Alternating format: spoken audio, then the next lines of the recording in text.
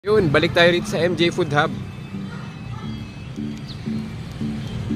Medyo nagutom tayo, kaya bago umakyat ng anislag, kain muna.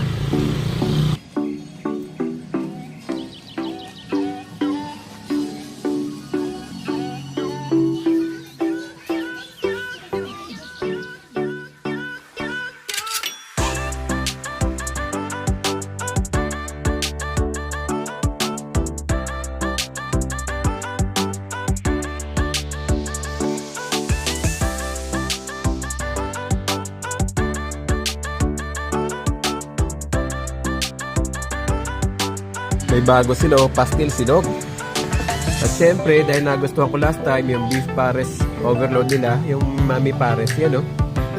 Hindi tayo nagsusoft drinks, kaya meron tayo cucumber naman eh. Sarap ng cucumber salad oh. Crunchy.